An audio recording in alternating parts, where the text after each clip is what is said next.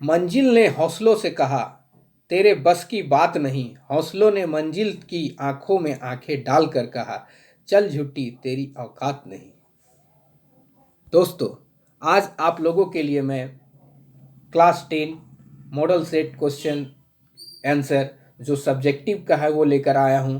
तो ध्यान से पढ़ें मेरे शेर शेरनियों। मुझे पूर्ण विश्वास है कि आप लोग इस बार एग्ज़ाम को फोड़ कर आएंगे। और हाँ, आप लोग वीडियो को शेयर नहीं कर रहे हैं, शेयर करें, ठीक है। इससे दूसरों का भला होगा। और प्लीज़ चैनल को सब्सक्राइब करें, ठीक है। तो चलिए, सबसे पहला क्वेश्चन ये है कि पान वाले का रेखा चित्र प्रस्तुत कीजिए। सारा मॉडल सेट का है, ठीक है। फिर उसके बाद मैं अपना जो है इम्पोर्टेंट क्वेश्चन सारा एक बार में बता दूंगा, वो आप लोग रिवाइज कीजिएगा, इससे बाहर फिर नहीं जाएगा जितना भी बता दूंगा, ठीक है। और एक ग्रामर का जो हिंदी व्याकरण का उसका वीडियो आज ही मैं अपलोड कर दूंगा, आप लोग देख लीजिएगा, उससे सारा कंप्लीट हो जाएगा। तो पहला जो है, पान वाला जो है ना, भारी भरकम तोंद वाला व्यक्ति था, है ना। जिस तरह का पान बेचता है कोई कोई व्यक्ति, तो कभी देखे होंगे आप, तो बैठ कर क्या मोटा रहता है। वह पान बेचता नहीं, और मार बेचता ही नहीं मुंह, बल्कि हमेशा बेचता भी था और मुंह में पान भरा हुआ रहता था, पान ठुसा हुआ रहता था उसका। किसी से बात करते समय पान बार बार पीक फेंकता था, थूकता धार था। स्वभाव से हंसौड़ा और मजाकिया था। जब वह हंसता था तो उसकी तोन थिरकने लगती थी, और मुंह से पान की जो पीक होती है वो छींटे निकालता था। उसके लाल काले जो दांत हैं ना वो दिखने लगते थे, है ना। बड़ा बातूनी था। कैप्टन जैसे देशभक्त, यानी जो चैप्टर में है नेताजी का चश्मा, उसमें एक कैप्टन है, उस पर जो है ना वो व्यंग करता था और बोलता था उसको कि लंगड़ा क्या जाएगा फौज में, है ना। इस तरह से, है ना।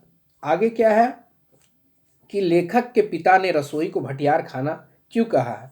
तो लेखक लेखक के पिता जो है का मानना था कि चूल्हे के संपर्क में आने से जो है औरत की प्रतिभा, लड़की की प्रतिभा जो है नष्ट हो जाती है, और वहाँ जाकर उसकी योग्यता नष्ट हो जाने के कारण लेखिका के पिता ने रसोई को भटियार खाना कहकर संबोधित किया है, ठीक है।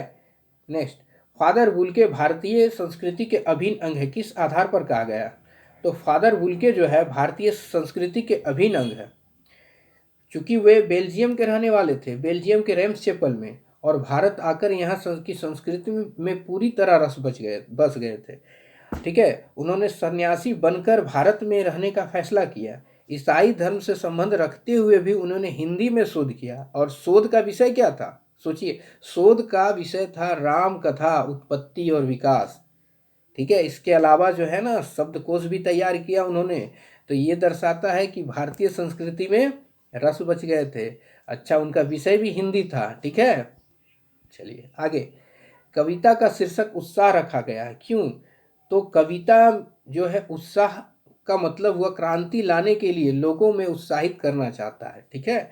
बादल जो है गरजने का संकेत है कि लोगों के मन में उत्साह आना, यानी गरजने मास से, यानी उत्साह जग जाता है। इसलिए कविता का नाम उत्साह, शीर्षक शीर्षक जो है ना कविता का नाम उत्साह रखा गया। कवि के अनुसार फसल क्या है। तो कवि के अनुसार फसल जो है ढेर सारी नदियों के पानी का जादू, बहुत से लोगों के हाथों के स्पर्श, है ना, और बहुत सारे खेतों के मिट्टी का गुण मिला हुआ है, ठीक है। बल्कि ये कह सकते हैं कि एक का नहीं, है ना, ये सभी के मेहनतों का फल है, ठीक है। चलिए आगे, अखबारों ने जिंदा नाक लगाने की खबर को किस तरह प्रस्तुत किया। तो चैप्टर जो है ये कृतिका बुक का है, ठीक है। और चैप्टर जो है जॉर्ज पंचम की नाक का है, ठीक है। तो ये जो लिखा हुआ है कि अखबारों ने इस पर खास ध्यान नहीं दिया है, ठीक है। उसके बाद क्या है कि इतना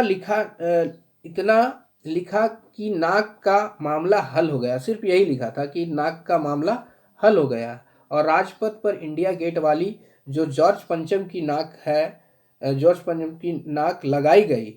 इसके अतिरिक्त अखबारों में नाक के विषय को लेकर कोई चर्चा नहीं हुई, क्योंकि उस दिन कोई समारोह नहीं हुआ था और कुछ भी नहीं हुआ था, कार्यक्रम नहीं हुआ था, इसलिए जो है अखबार चुप थे। नेक्स्ट है, गोपियों के अनुसार राजा का धर्म होना चाहिए कि वो अपने प्रजा की रक्षा करे, ठीक है, राजधर्म का पालन करे, ठीक है। और राजा तभी अच्छा कहलाता है जब अनीति अनीति का साथ ना देकर नीति का साथ दे, ठीक है। यानी राजा का कुल मिलाकर कहा जाए तो प्रजा की रक्षा करना कर्तव्य होता है। कवि बादल से फुहार रिमझिम बरसने के स्थान पर गरजने के लिए क्यों कहता है? क्योंकि गरजने मात्र से क्रांति का सूत्रधार हो जाता है, यानी क्रांति आ जाता है। बरसना तो दूर, गरजने मात्र से क्रांति आती है, ठीक है। गरजना विद्रोह का प्रतीक है, यानी विद्रोही बन रहा है, ठीक है। यानी कौन? यानी बादल जो है गरज रहे हैं, यानी क्रांति आने वाली है। कवि बादलों से बोल रहा है, पौरुष दिखाने की कामना करता है। कवि ने बादल को गरजने के माध्यम से कविता में नूतन विद्रोह का आह्वान किया है, यानी विद्रोह का संकेत माना गया है, ठीक है। कवि से इसलिए बोला कि फुहार रिमझिम जो बरस रहे हैं उसके स्थान पर सिर्फ गरजे तो क्रांति का सूत्रधार हो जाएगा। नेक्स्ट है, आपके विचार से माँ ने ऐसा क्यों कहा कि लड़की होना पर लड़की जैसी दिखाई मत देना? तो इसलिए कहा क्योंकि लड़कियां जो है क्या हो जाती है, सरल स्वभाव की बन जाती है, निश्चल हो जाती है ना, छलावा उनके मन में नहीं होता है। तो इस तरह से वो बोलेगी कमज़ोर, उसकी माँ बोलती है कि तुम कमज़ोर हो जाएगी इस तरह से, और दूसरे लोग जो है तुम्हारा शोषण करने लगे। समाज की ऐसी प्रवृत्ति होती है, इसलिए बेटी को सीख दे रही है कि लड़की होना पर लड़की जैसी दिखाई मत देना। आभूषण जो होते हैं वो क्या होते हैं? आभूषण बेड़ियों के समान होते हैं, और बेड़ियों पर जो है बेड़ियों जो है प्रतंत्र कर देंगे। इसलिए स्वतंत्र होने के लिए तुम्हें कठोर स्वभाव का थोड़ा बनना पड़ेगा, ठीक है।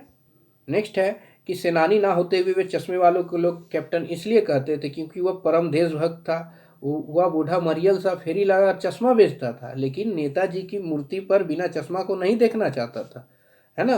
बिना मूर्ति के चश्मा उसको अच्छा नहीं लगता था, और चश्मा बदल दिया करता था और नेताजी का सम्मान करता था। इसीलिए लोग सोचते थे कि वो नेताजी का आज़ाद हिंद फौज का सिपाही है, कैप्टन का फौज है, इसलिए लोग उसे कैप्टन कहते थे, ठीक है। आगे है, फादर की उपस्थिति देवदार की छाया जैसी क्यों लगती थी?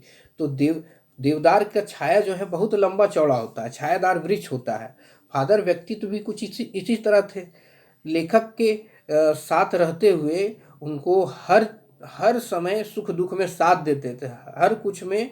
लेखक जिस तरह से देवदार जो है शीतलता प्रदान करता है, उसी तरह से लेखक फादर बुल्के जो है लेखक के घर में जो है रहकर उनको हर समय साथ देते थे, इसलिए उसे देवदार की छाया जैसी लगती थी, है ना, फादर की उपस्थिति। शहनाई की दुनिया में डुमराव को क्यों याद किया जाता है? तो शहनाई जो है, शहनाई वादक जो बिस्मिल्लाह खां है, उनका जो जन्म स्थान है वो डुमराव है, ठीक है। इसके अलावा शहनाई, अच्छा डुमराव कहाँ है? बिहार में है, ठीक है। बिहार में एक सोन नदी के किनारे जगह है जिसका गांव का नाम है डुमराव, ठीक है। इसके अलावा जो है शहनाई बजाने के लिए जो रीड का जो प्रयोग होता है, किसका?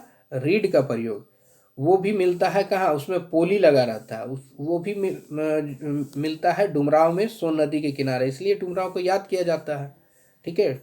आपके विचार से भोलानाथ, यहाँ भोलानाथ होगा, ठीक है। भोलानाथ अपने साथियों को देखकर सिसकना क्यों भूल जाता है?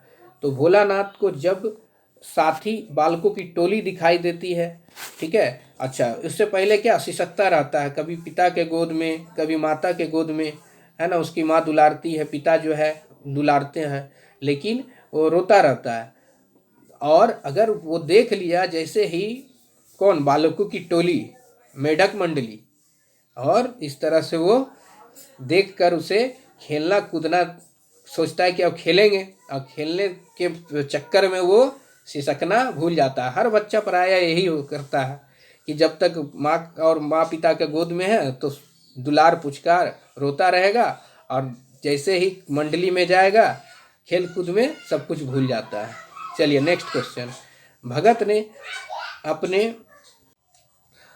ने अपने बेटी की मृत्यु पर अपनी भावनाएं किस तरह प्रकट की? तो बेटे की मृत्यु पर भगत ने पुत्र के शरीर को एक चटाई पर लिटा दिया, उसे सफ़ेद चादर से ढक दिया और गीत गाने लगे। ठीक है, और कहने लगे कि आत्मा का परमात्मा से मिलन हो गया है ना, विरहनी अपने प्रेमी से जा मिली है। ये आनंद की बात है, ये दुखी होने की बात नहीं है। ठीक है, और संगीत बजाने लगे। चलिए ठीक है, नेक्स्ट है, लेखक को नवाब साहब के किन हाव भाव से महसूस हुआ कि वे उनसे बातचीत करने के लिए तनिक भी उत्सुक नहीं है। तो जब लेखक अपनी सीट पर बैठा, यानी ट्रेन के डिब्बे में जैसे ही पहुंचे, तो नवाब साहब उनसे नज़रें मिलाने से बच रहे थे। नवाब साहब खिड़की के बाहर देख रहे थे। ठीक है, और खीरा काटा, नमक लगाया, अंततः है ना सूंघ कर उसको बाहर फेंक दिया। इससे पता चलता है कि लेखक में नवाब साहब थोड़ा भी दिलचस्पी नहीं ले रहे थे बात करने में। चलिए नेक्स्ट क्वेश्चन है, लेखिका के अपने पिता से वैचारिक टकराहट को अपने शब्दों में लिखना है। ठीक है, तो लेखिका और उनके पिता के विचार आपस में टकराते थे, दोनों का विचार अलग अलग था। लेखिका जो है पिता जो है लेखिका को देश समाज के प्रति जागरूक बनाना चाहते थे, किंतु उसे घर तक ही सीमित रखना चाहते थे, जबकि वो उसमें विद्रोही और जागरण के स्वर भरना चाहते थे। तो पर वे बाहर जाती थी और क्या करती थी, भाषण देती थी और क्रांति जो है लाना चाहती थी।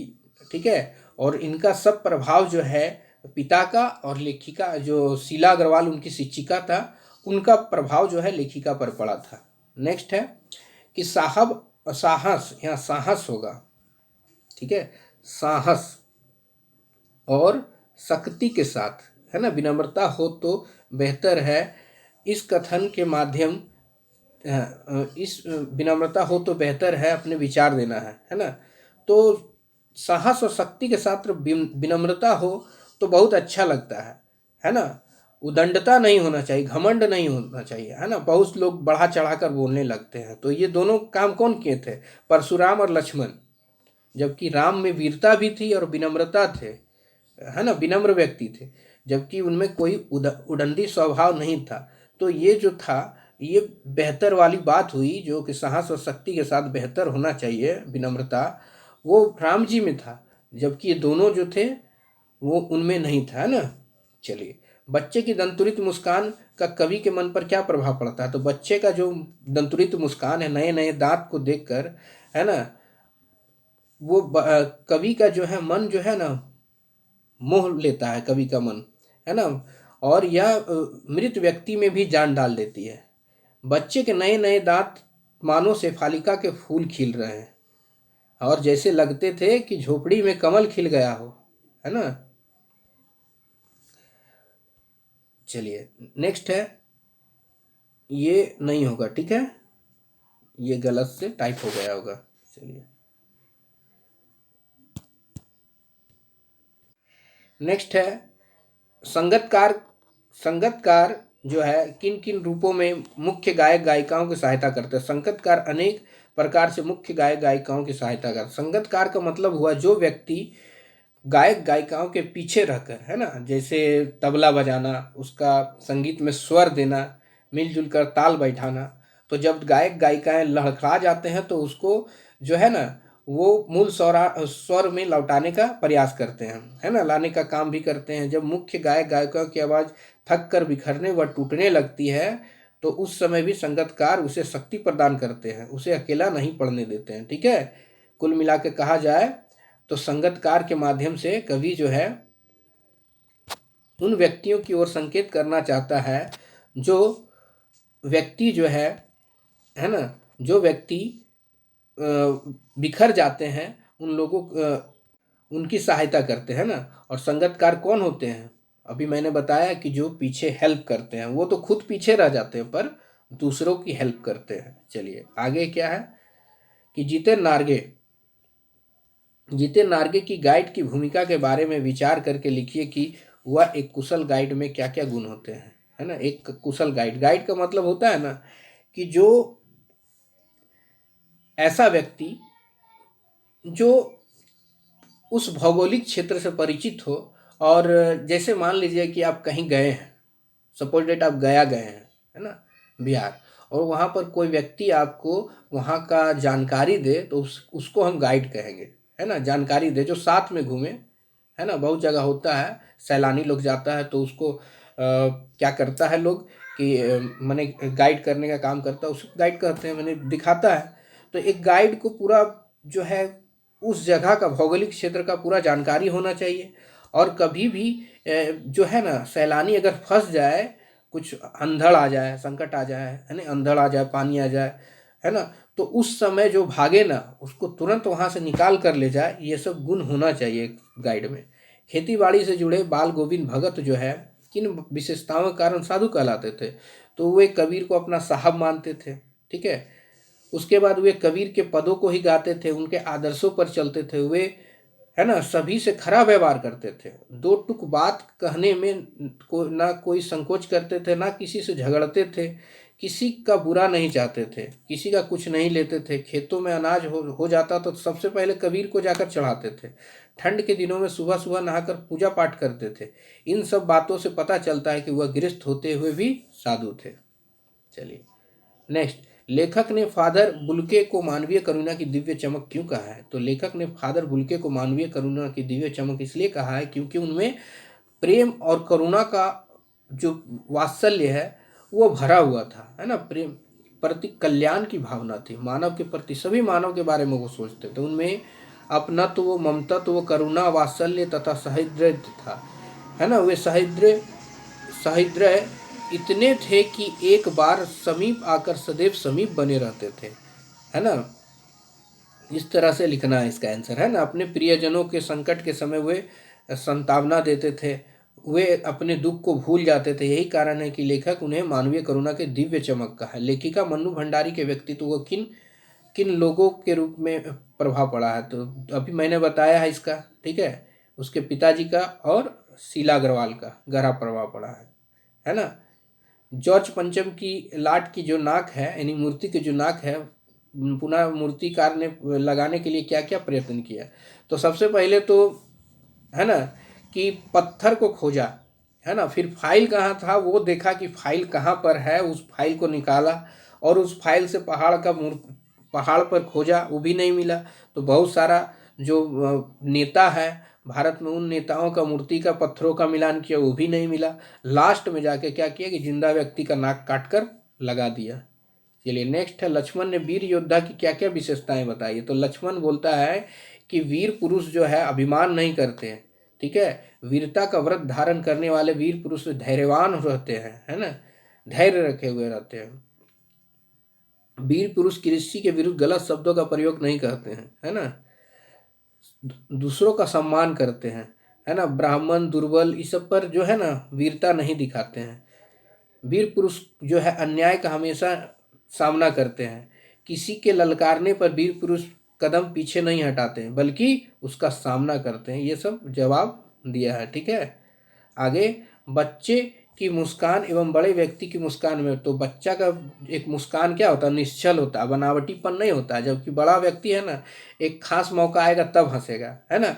कुछ बोल दो तो उसमें बच्चा को पुचकार दो तो हंसने लगता है। लेकिन एक बड़ा व्यक्ति सोच समझ कर, है ना, जब कोई खास मौका, अर्थात कैसे कुछ चुटकुला बात कर दिया तब हंसेगा। लेकिन बच्चा में ये सब नहीं होता है। चलिए आगे नेक्स्ट, उद्धव द्वारा दिए गए योग संदेश ने गोपियों, है ना, ने यहाँ पर होगा ने, गोपियों के की विरह अग्नि में घी का काम कैसे किया है? तो गोपियां जो है ना, ब्रज की गोपियां इस प्रतीक्षा में थी कि देर सवेर कृष्ण उससे मिलने आएंगे, पर कृष्ण तो योग संदेश भिजवा दिया। किससे? उद्धव से। उद्धव से बोला कि जाके बोल दो कि अभी हम नहीं आ पाएंगे, मेरा बहुत काम है, ठीक है। तो इस पर जो है गोपियां गुस्सा हो गई और उन्होंने कहा कि मुझे योग संदेश भिजवा दिया है। और यही जो है योग संदेश जो है गोपियों की विराग्नि में घी का काम किया, ठीक है। मृग तृष्णा किसको कहते हैं? तो मृग तृष्णा जो है ना छलावा होता है। कोई व्यक्ति जो है ना भ्रमित हो जाता है, जैसे रेगिस्तान में कोई व्यक्ति जा रहा है ना, और उसको लगे प्यास लगा हुआ है तो लगेगा उसको कि आगे पानी है, लेकिन जाने पर वहाँ कुछ नहीं मिलता है, ठीक है। इसी को मृग मरीचिका या मृग तृष्णा कहते हैं। इसका मतलब होता है छलावा, ठीक है। माँ को अपनी बेटी अंतिम पूंजी क्यों लग रही है? तो माँ का जो अंतिम समय का साथी कौन होता है? माँ को जो बेटी अगर जा रही है तो अंतिम समय में, है ना, मतलब अंतिम पूंजी बेटी ही लगती है ना, क्योंकि उसका साथ जो बिताया हुआ पल था वो जो है बेटी तो लेकर चली जाएगी, है ना, सिर्फ रह जाएगा क्या, याद रह जाएगा। तो इस तरह से जो है ना कि माँ जो है, माँ के लिए बेटी सबसे प्रिय वस्तु थी और वो दूसरों के हाथ में सौंपने जा रही थी। इसके बाद वह नितांत अकेली हो जाएगी, इसीलिए उसको अंतिम पूंजी लग रही। बाल गोविंद भगत की वेशभूषा को अपने शब्दों में लिखिए। तो बाल गोविंद भगत का भी तो बता चुका हूँ मैं थोड़ा देर पहले कि वे साधु सफ़ेद दाढ़ी रखते थे, है ना, गले में तुलसी की जड़ की माला पहनते थे, ठीक है, कबीर पंक्तियों की तरह टोपी पहनते थे, शरीर पर बस कपड़े नाम मात्र के थे, सर्दियों के मौसम में भी काला कंबल ओढ़ लेते थे और मधुर स्वर में भजन गाते थे और सुबह सुबह नहा लेते थे, है ना। तो ये सब उनकी वेशभूषा थी। बिना विचार, घटना और पात्रों के कहानी लिखी जा सकती है। इस विचार से आप, यशपाल का जो विचार है, इससे हम सहमत नहीं हैं। क्यों नहीं है? क्योंकि बिना विचार और घटना के कभी भी कहानी लिखना संभव नहीं है। सोच के देखिए, विचार होगा तभी ना कहानी लिख सकते हैं। बिना विचार कोई सोचे बिना कहानी लिखा जा सकता है क्या? और पात्र नहीं होगा तो कभी कहानी बन सकता है? कोई भी पात्र होने, पात्र का मतलब कि कोई अगर शेर का कहानी लिख रहे हैं तो शेर होना चाहिए, अगर आप एक मोबाइल का कहानी लिख रहे हैं तो मोबाइल होना चाहिए, तो पात्र होना चाहिए, ठीक है। बिना पात्र के कहानी रोचक बन नहीं सकता, उद्देश्यपूर्ण बन नहीं सकता। इसलिए हम सोच नहीं सकते हैं कि बिना विचार, घटना के, पात्रों के कभी कहानी लिखी जा सकती है। नेक्स्ट, सहन बिस्मिल्लाह खां को शहनाई की मंगल ध्वनि का नायक क्यों कहा जाता है? तो बिस्मिल्लाह खां जो है, बिस्मिल्लाह खां जो है शहनाई वादक के रूप में सर्वश्रेष्ठ थे, है ना। वे मंगल ध्वनि, मतलब कि कभी भी जो है उनकी शहनाई जब बजती थी तो मानो कि लगता था कि कोई जो है, ऐसा प्रतीत होता था कि कोई ऐसी ध्वनि है जिससे किसी का मंगल हो जाएगा, ठीक है। और इनका जो शहनाई बजता है तो शादी विवाह के अवसर में सबसे पहले शुभ कार्य में बजाना अनिवार्य होता था, इसलिए इन्हें मंगल ध्वनि का नायक कहा जाता था, ठीक है। गंगटोक को मेहनत कश बादशाहों का शहर क्यों कहा जाता है? तो गंगटोक जो है ना, सिक्किम की राजधानी गंगटोक है और गंगटोक में आज भी अपने पुराने स्वरूप में कायम है ना। उनका अथक प्रयास ही है कि उनकी प्रकृति धरोहर को संजोए हुए है। यहाँ जीवन बेहद कठिन है, पर लोग यहाँ कठिनाइयों के बावजूद शहर के हर पल को खूबसूरत बना दिया है, इसलिए लेखिका ने इसे मेहनत कश बादशाहों का शहर कहा है ना। दूसरा चीज है कि ये देखिए, यहाँ से फिर नहीं लिखना है ना, एक ही चीज हो गया यहाँ पर टाइप। चलिए, दूसरा चीज ये है कि यहाँ का लोग पहाड़ पर रह रहा है, ठीक है, पहाड़ पर रह रहा है और वहां पर रास्ता बना दिया काट कर। सोच के देखिए, तो मेहनत कश बादशाहों का शहर यानी है, बस ये लिखना है आपको, ठीक है। बाल गोविंद भगत की दिनचर्या जो है लोगों का अचरज का कारण क्यों थी? तो बाल गोविंद भगत जो है ना, वो सुबह सुबह उठ जाते थे, पर नदी में स्नान, जो कि जवान जवान आदमी को लगेगा कि कहाँ हम नहा रहे हैं ठंड में, लेकिन ठंड में नहा लेते थे। और ठंड में, कार्तिक महीना में जो कि बहुत ठंड पड़ता है, वो फागुन तक उसका प्रभातियाँ चलता था, सोच लीजिए। तो इस तरह से जो है ना कि बाल गोविंद भगत का जो दिनचर्या था वो लोगों का अचरज का कारण था। अच्छा, दूसरा चीज़ ये है कि आप लोग आराम से वीडियो को पॉज कर लीजिए और आराम से लिख लीजिए, ठीक है, और या फिर पढ़ लीजिए और सुनिए, थोड़ा बहुत याद हो जाएगा। दूसरा चीज़ ये है कि इतना अगर हम एक को एक्सप्लेन करें बहुत ज़्यादा तो वीडियो बड़ा हो जाएगा, ठीक है। नेक्स्ट क्वेश्चन, आपके विचार से फादर बुल्के ने भारत आने का मन क्यों बनाया होगा? तो फादर बुल्के जो है जन्म जो है बेल्जियम के रेम चैपल में हुआ था, ठीक है। जब वे इंजीनियरिंग कर रहे थे और अंतिम वर्ष में थे तो उनका मन में जागा कि अब हम सन्यासी बन जाएंगे, ठीक है। तो उन्होंने जो है सन्यासी बनकर भारत आने का मन बनाया। उनके मन में भारत आने की बात इसलिए उठी होगी क्योंकि भारत को साधु संतों का देश कहा जाता है और भारत जो है आध्यात्मिकता का केंद्र है। ठीक है, यानी यहाँ लोग जो है ज़्यादातर आध्यात्मिक होते हैं। चलिए, गोपियों ने उद्धव को भाग्यशाली क्यों कहा है? तो गोपियाँ जो है उद्धव को भाग्यवान कहती है। ठीक है, यानी बड़भागी कहती है, लेकिन वो खुद वो जानती है कि वो उद्धव भाग्यशाली होते हुए भी अभागा है। ठीक है, क्योंकि उद्धव श्री कृष्ण के निकट रहकर भी उनके प्रेम से वंचित है ना।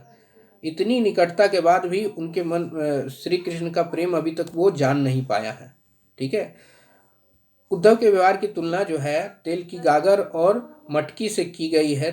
ठीक है, जो अगर और कमल के पत्ते से की गई है। तेल के गागर में जो है ना तेल कभी भी मिल नहीं पाता और कमल का पत्ता में पानी चढ़ नहीं पाता। ठीक है, उसके बाद क्या है, भंवरे से भी किया गया। उनका जो उद्धव का मन जो है ना काला, ठीक है, भंवरे के समान। ठीक है, खुद को वो बताती है कि हम जो है ना हारिल पक्षी हैं जो कि एक लकड़ी को लिए रहते हैं, है ना, इस तरह से है। चलिए, परशुराम के क्रोध करने पर लक्ष्मण ने धनुष के टूट जाने का बहुत सारा जो है तर्क दिया है। बोला कि ऐसा ऐसा धनुष तो हम साधारण धनुष है ना, सब धनुष तो एक ही जैसा होता है, और जो है यह धनुष तो पुराना होने के कारण जो है श्री राम के छूने मात्र से टूट गया। इसमें उनका